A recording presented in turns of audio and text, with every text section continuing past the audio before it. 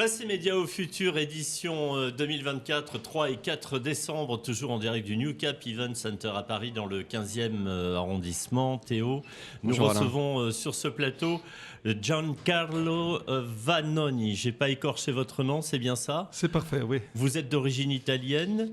Nous venons de la Suisse italienne. De la Suisse italienne, et vous êtes le directeur de Technavia. Technavia qui est un fournisseur de solutions de publication numérique. Vous pouvez nous en dire plus? Oui, nous avons commencé il y a déjà 35 ans en travaillant avec la presse, avec les journaux. D'abord, nous avons commencé avec les images, le traitement d'images et la gestion des images. Après, dans l'an 2000, nous avons commencé avec les éditions numériques. Et nous sommes des pionniers dans les éditions numériques.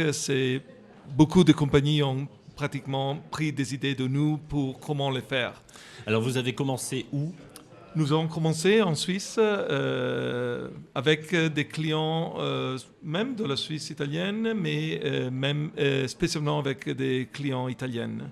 Et aujourd'hui, votre portefeuille client est très étendu? Oui, parce qu'en 2002, nous sommes allés dans les États-Unis et là-bas, nous avons pris une grande partie de le marché. Vous avez quelques exemples de gros clients américains? Nous avons des clients très grands comme le Wall Street Journal ou le USA Today et tout le groupe de USA Today, c'est le groupe Gannett. Qu'est-ce que vous leur proposez? Qu'est-ce que vous leur offrez? Qu'est-ce que vous leur vendez? Dans ce cas-là, il s'agit des applications sur les téléphones Android et Apple, mais même sur le web pour pouvoir lire les journaux d'une façon très facile et très rapide. C'est une sorte de kiosque en fait? C'est le kiosque, oui. C'est le kiosque, mais pas seulement le kiosque, c'est même la solution numérique des journaux. On prend tous les notices. Pour que le journal se lise ou les journaux se lisent avec beaucoup plus de fluidité, oui, et beaucoup plus de facilité. Oui. Par rapport à vos origines entre la Suisse et l'Italie, votre présence en France, elle n'est pas anodine. C'est la première fois que vous arrivez ici? C'est la première fois que nous venons ici et nous pensons que, parce que nous avons changé un peu la cible de nos clientes, ce que nous cherchons, c'est vraiment d'adresser les problèmes que les petits éditeurs ont. Ça veut dire aujourd'hui, c'est devenu vraiment difficile de faire du numérique, de l'online, parce que les choses changent en continuation. On doit toujours investir, on doit toujours changer, s'adapter à ce que les grands décident qu'on doit faire. Il y a une grande différence entre un éditeur de presse mondialement connu et quelqu'un qui est dans une presse plus spécialisée. Comment est-ce que vous pouvez les aider?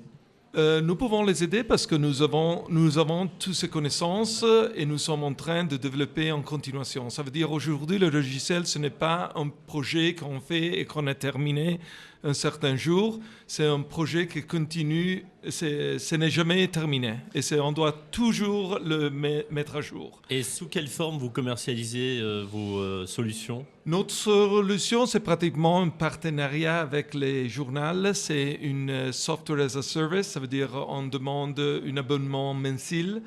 Et là-dedans, ça inclut pas seulement le service qu'on donne, mais pratiquement même les mises à jour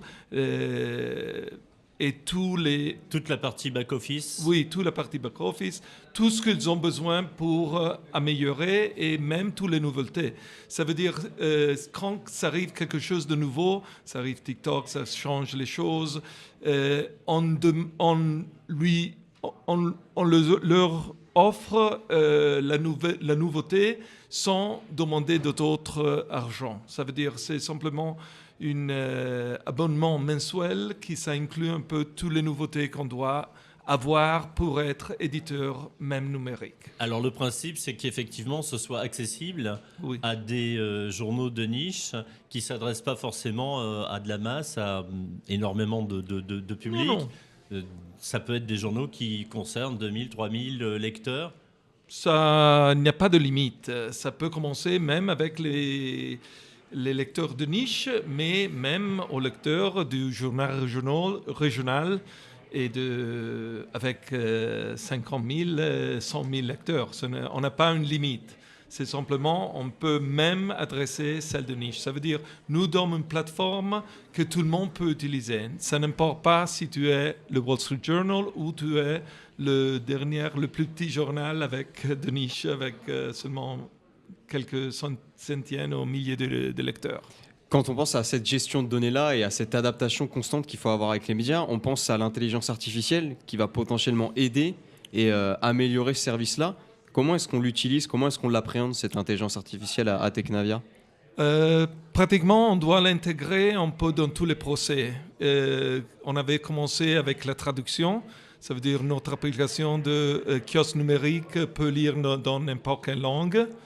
Mais après, on a commencé avec les photos, de les placer correctement dans la page. Maintenant, on a le relecteur des articles pour les corriger. Relecture et correction, oui. Bien sûr.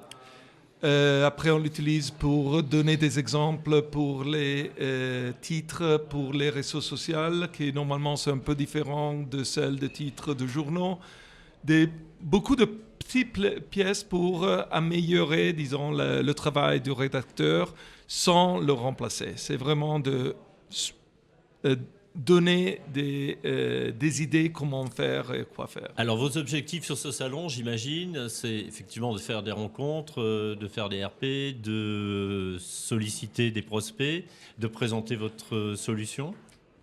Oui, d'abord c'est de commencer à notre nom, de nous faire connaître. Notre nom, en principe, n'est pas connu en France, même si nous sommes à la source de beaucoup de produits. Donc la nécessité d'aller chercher déjà dans un premier temps de la notoriété. Oui, on doit se faire connaître et ça prendra du temps, mais toutes les fois qu'on a commencé dans une certaine niche, dans un certain marché, nous avons toujours eu de la chance.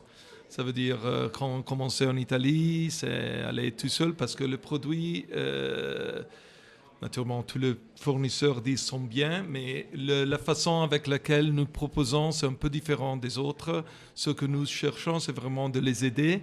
Et ça, notre client les voit. Et une fois que quelqu'un le voit, il le dit l'assistance, aux autres. l'accompagnement. Oui, l'assistance est la chose la plus importante dans notre compagnie.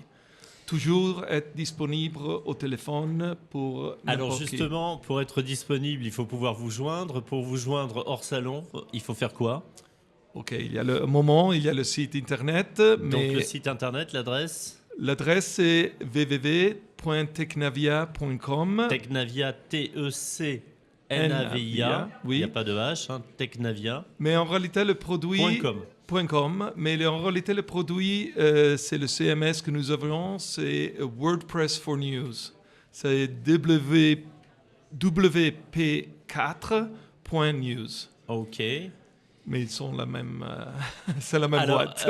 Monsieur Vanoni, si vous aviez un seul mot pour qualifier ce salon de la presse et des médias au futur 2024, vous diriez quoi ? Pour nous, c'est simplement un nouvel marché et nous faire connaître. C'est ça.